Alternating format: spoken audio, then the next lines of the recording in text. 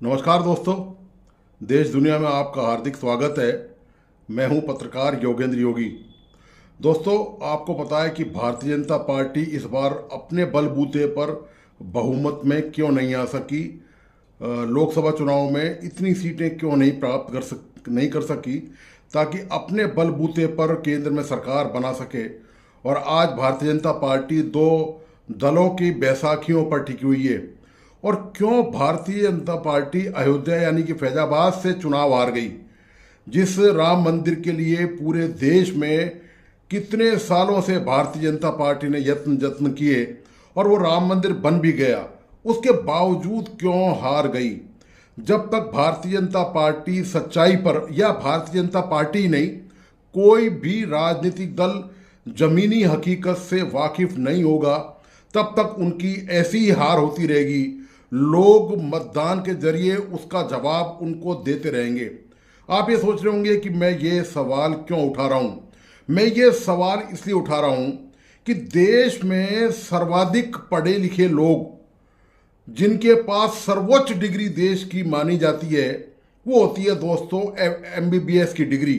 जिनके पास MBBS की degree हो, वो डिग्रीधारी लोग इस जून के महीने में, जहां टेम्परेचर 45 से 50 डिग्री के आसपास पारा दिखा रहा हो, वहां पर केवल इस बात को मनवाने के लिए कि उनको देश की सेवा का मौका दिया जाए, इसके लिए वो आंदोलन करें, वो धरना करें, वो प्रदर्शन करें, वो अपने घरों से हजारों किलोमीटर, सैकड़ों किलोमीटर दूर अलग अलग स्थानों से इस भरी गर्मी में अपनी जेब का पैसा लगाकर दिल्ली में नेशनल मेडिकल काउंसिल के कमीशन के दफ्तर में पहुंचे, वहां पर धरना दें, वहां पर प्रदर्शन करें, ऐसी तपती धूप में, लू के हालत में।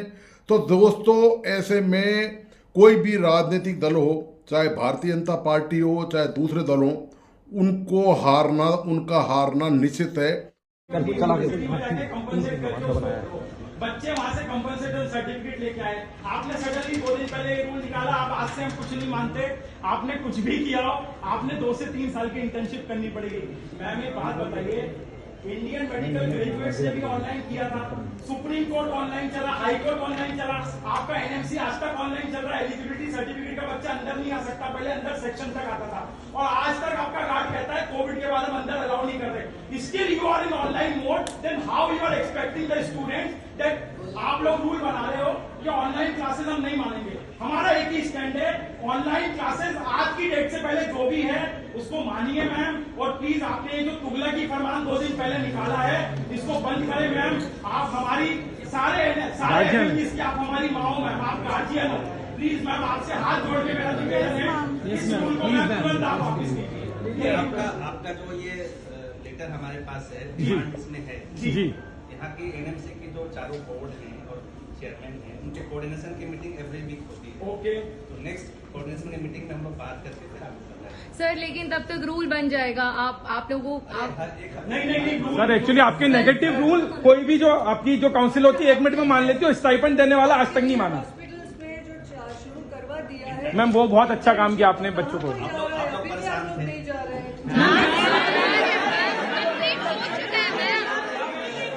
उनका हारना तय है। फॉरेन मेडिकल ग्रेजुएट्स ने आज दिल्ली में NMC के सामने धरना प्रदर्शन किया। इस कठोर और आप बताओ रूह कपा देने वाली, हड्डियों तक आग लगा देने वाली इस लू के मौसम में पूरे देश से युवा इकट्ठे हुए, FMG मेडिकल ग्रेजुएट। और मांग कितनी सी है? मांग सिर्फ इतनी सी है उनकी कि उनकी इंटर्नशिप 1 साल की जाए।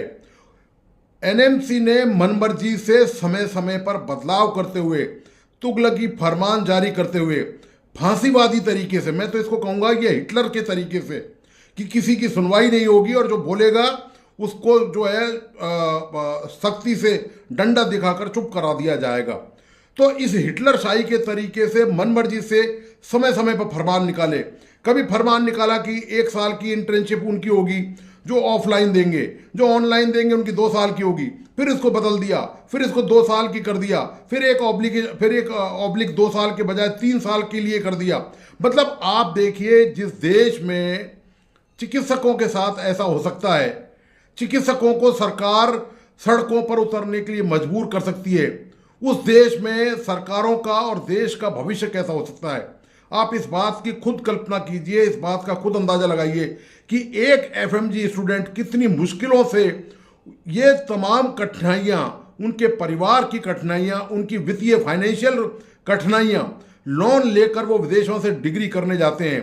जब यहाँ वापस आते हैं डिग्री करके तो एनएमसी, चूंकि ये जो एनएमसी के जो पदाधिकारी हैं ये एयर कंडीशन कमरों में आराम से बैठे रहते हैं, भारी भारी भत्ते, इनको सुविधाएं मिलती हैं, गाड़ियां, इनको सरकारी गाड़ी घोड़े मिलते हैं। वे बड़ी आसानी से कह देते हैं कि आप लोगों ने क्या किया है, ये तो डिग्री फर्जी है, ये तो इस तरह के आरोप। मतलब आप देखिए इससे बड़ा अपमान क्या हो सकता है इस देश का, इस सरकार का, इस स्वास्थ्य मंत्रालय का, या अब जो स्वास्थ्य मंत्री बनेंगे उन पर भी ये सवालिया निशान है कि एक एनएमसी जैसी स्वायत्तशासी बॉडी जिसका काम कोऑपरेट करना है, जिसका काम देश में चिकित्सा का विकास करना है, जिसका काम देश में आम लोगों तक डॉक्टर कैसे पहुंच पाए, उनकी संख्या कैसे बढ़ सके, यह व्यवस्था करनी है, जिनकी जिम्मेदारी है, वो डॉक्टर्स पे ये उंगली उठा रहे हैं अपनी जायज मांगों को लेकर, अपने अधिकारों की बात करने पर। ये सवाल वो एनएमसी के पदाधिकारी उठाते हैं कि आपकी तो डिग्री ठीक नहीं है, आपने तो वहां पढ़ाई नहीं करी है। अरे आप बताइए, आपके ही नियम कायदे कानून है कि जो फॉरेन मेडिकल ग्रेजुएट होगा वो ग्रेजुएट पहले वहां से डिग्री करने के बाद यहाँ पर जो एक परीक्षा होगी उसको पास करेगा। वो इतनी टफ परीक्षा है, मैंने कल वाले वीडियो में भी इस बात का जिक्र किया था कि वो पीएमटी नीट के बराबर उसका एग्जामिनेशन होता है। उसमें आप पासिंग परसेंटेज देखिए, कई बच्चे बेचारे स्टूडेंट जो हैं वो कई सालों से उस परीक्षा को दे रहे हैं, लेकिन दुर्भाग्य देखिए कि चूंकि उसका लेवल, उसका मापदंड इतना जबरदस्त है कि उसकी जो वैल्यू है वो उसको डाउन नहीं कर सकते। इसलिए वो बहुत सारे आपको सैकड़ों स्टूडेंट ऐसे मिल जाएंगे एफएमजी जो उस परीक्षा को पास नहीं कर पा रहे। लेकिन दोस्तों, जिन्होंने वो परीक्षा पास कर ली, आप सोचिए कि उन्होंने कितनी जबरदस्त पढ़ाई लिखाई करी होगी। 5 साल का पूरा कोर्स, उसमें कहीं से भी कोई भी सवाल उठाया जा सकता है। उसको पास करना, उसको पास करने के बाद भी रास्ता आसान नहीं हुआ। यानी कि डॉक्टरों के रास्ते में डॉक्टर बनने में दिक्कत नहीं आ रही है, यह स्वीकृति देने में कि यह डॉक्टर बन चुका है उसमें कठिनाई पैदा हो रही है। और कठिनाई कौन पैदा कर रहा है? जिनके पेट भरे हुए हैं, जो आराम से वातानुकूलित सरकारी बिल्डिंग में बैठे हुए हैं, सरकारी सुविधाओं का उपभोग कर रहे हैं, वो बाधाएं पैदा कर रहे हैं, वो उसके रास्ते में रोड़े बिछा रहे हैं। एफएमजी स्टूडेंट देखिए देश में कितनी भारी संख्या में। मैं ये कहता हूं यदि आज एफएमजी स्टूडेंट नहीं आए देश में तो आप देखिए चिकित्सकों का कितना भारी अकाल पड़ जाएगा, क्योंकि देश के जो मेडिकल कॉलेज हैं उनमें लिमिटेड सीटें हैं। वहां से हर साल बहुत छोटी संख्या में डॉक्टर तैयार होकर निकलते हैं।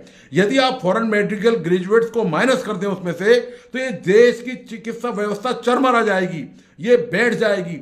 आप जानते हैं कि अभी जब इतनी हालत ऐसी है देश में कि आसानी से गांवों में, शहरों में, मतलब यहां तक कि महानगरों में भी चिकित्सा सेवा आसानी से सबके लिए उपलब्ध नहीं है। बहुत धक्के खाने पड़ते हैं। आप सरकारी अस्पतालों में जाइए, वहाँ डॉक्टर्स की इतनी भारी कमी है, डिस्पेंसरियों में डॉक्टर्स की कमी है, रेफरल हॉस्पिटल में, मेडिकल कॉलेजों में वैकेंसियाँ खाली हैं, क्योंकि डॉक्टर्स मिल नहीं रहे, डॉक्टर्स हैं नहीं यहाँ पर, क्योंकि डॉक्टर्स बनना इतना आसान नहीं है जितना जो क्वेश्चन मार्क एफएमजी पर लगाया जाता है। ये पदाधिकारी अपनी गिरेबां में झांक के देखें तो अब इनको पता चलेगा कि इस देश की जरूरत क्या है। लगता यही है कि इनको इस देश की जरूरतों से, आम लोगों के दुख दर्द से, कि वो बीमार होकर जो बेसिक इलाज है वो तक उनको मुहैया नहीं है। वो कितनी धक्के खा रहे हैं, कितनी तकलीफों से वो गुजर रहे हैं, उनको एक डॉक्टर तक उपलब्ध नहीं है ताकि वो अपनी सामान्य बीमारियों का भी इलाज करवा सकें। ये हाल इस तंत्र का है। ये दोस्तों, मैं आपको फिर कहता हूं, ये सड़ा गला तंत्र है। और इस सरकार के हारने की जो हारने की नहीं कहूँगा, जो बहुमत कम मिला है, उसकी वजह यही है कि ये जो सरकार है ये प्रैक्टिकल नहीं है, ये चीज़ों को उस रूप में नहीं देख रही। ये कोई राजनीतिक वीडियो विश्लेषण नहीं है, वो मैं अलग से बनाता हूँ, आप वो अलग से देख भी सकते हैं। ये शुद्ध तौर पर एफएमजी का मुद्दा है, जो देश का मुद्दा है और राष्ट्रीय मुद्दा है। मैं इस पर इसलिए इसकी चर्चा कर रहा हूँ कि ठीक है, आज ये बताइए, जो काम 5 लोगों के द्वारा, आजकल सोशल मीडिया का जमाना है, इंटरनेट का ज़माना है, मोबाइल का ज़माना है, आईटी टेक्नोलॉजी का ज़माना है। इससे भी समस्या के समाधान किए जा सकते हैं। आपने मजबूर कर दिया एनएमसी ने पूरे देश से एफएमजी जो चिकित्सक हैं उनको इकट्ठा करने के लिए, उनको इस तेज गर्मी में, इस लू में, जबकि डॉक्टर्स खुद ही मना करते हैं कि आप तेज गर्मी और लू में बाहर नहीं निकलें, लेकिन वो उनको मजबूर कर दिया एनएमसी ने कि वो दिल्ली में इकट्ठे हों, वहां पर धरना प्रदर्शन करें, तब उनकी बात सुनी जाएगी। यही बात एक टेलीफोन कॉल में भी सुनी जा सकती थी, लेकिन ये नहीं सुनी गई। दोस्तों, यही तमाम कारण है कि जब तक राजनीतिक दल इन मुद्दों को, आप बताइए, राजनीतिक दल जो देश में सर्वाधिक डिग्री प्राप्त हैं, सर्वोच्च डिग्री जिनकी मानी जाती है, जिनको देश में देवता और पूरी दुनिया में भगवान का दर्जा प्राप्त है, इंसान की जान बचाने वाले डॉक्टर्स को, उनके साथ जब सरकार इस तरह से कर सकती है, इतना अवॉइड उनको कर सकती है, इतना भेदभाव उनके साथ कर सकती है, तो आप बताइए कि उन राजनीतिक दलों को वोट लोग क्यों देंगे जो उनके जो बुनियादी सुविधाएं वो लोगों को वहां पर मिल नहीं पा रही है। सरकारी तंत्र इसमें रोड़ा बना हुआ है और तरह तरह की बाधाएं क्रिएट करता रहता है। इसमें एनएमसी ने उन सैकड़ों स्टूडेंट जो धूप में, गर्मी में, लू में परेशान होकर वहां पहुंचे हैं, उनको ये आश्वासन जरूर दिया है कि आप 1 हफ्ते का करीब इंतजार कीजिए, इस मुद्दे पर हम कोई ना कोई निर्णय लेते हैं। सवाल ये है कि निर्णय लेने में 1 हफ्ते का टाइम क्यों लग रहा है? ये कौन सा देश है?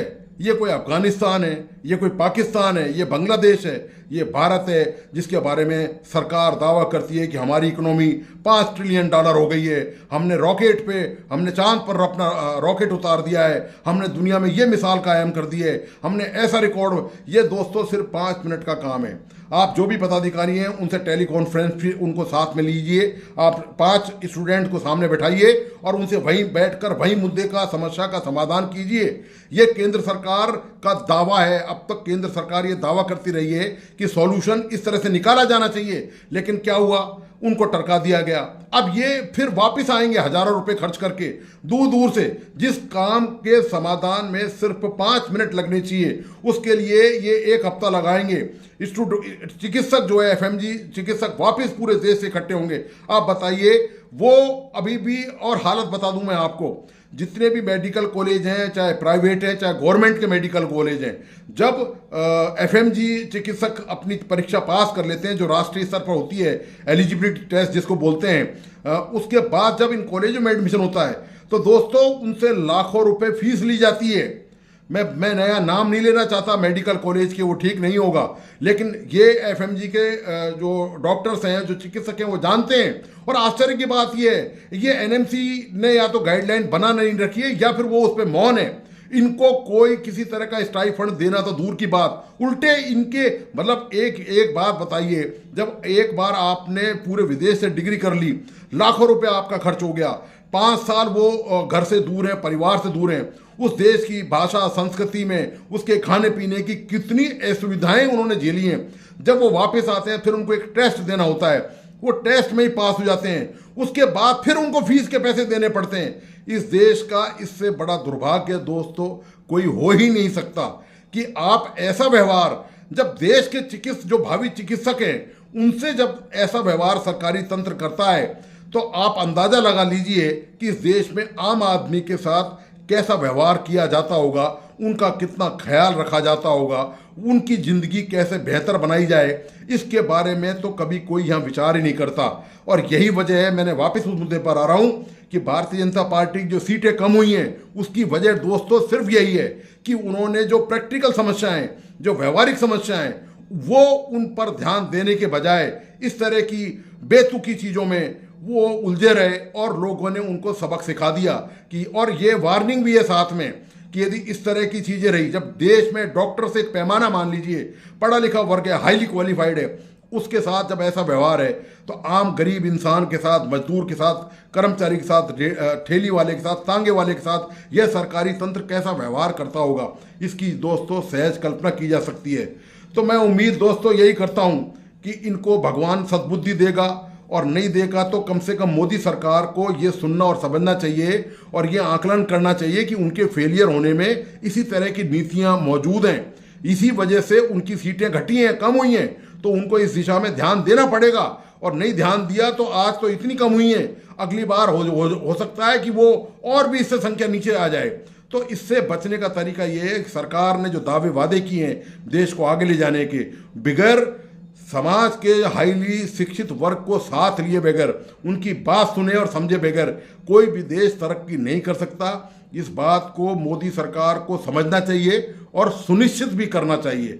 तो दोस्तों, आपको आज का ये एफएमजी का विश्लेषण कैसा लगा, प्लीज़ अपने लाइक्स और कमेंट के साथ मुझे ज़रूर बताएं और इस वीडियो को अपने दोस्तों और परिजनों को दोस्तों अवश्य शेयर करें। साथ ही प्लीज़ मेरी एक रिक्वेस्ट है आपसे, जो मैंने पिछली वीडियो में की थी, इस यूट्यूब चैनल को लाइक सब्सक्राइब करना और बेल आइकॉन का बटन दबाना नहीं भूलें। मैं इस तरह की ज्वलंत समस्याएं जो देश के युवाओं की हैं वो हमेशा उठाने का प्रयास करता रहूं और आगे भी उसका प्रयास मैं करता रहूंगा। धन्यवाद, नमस्कार।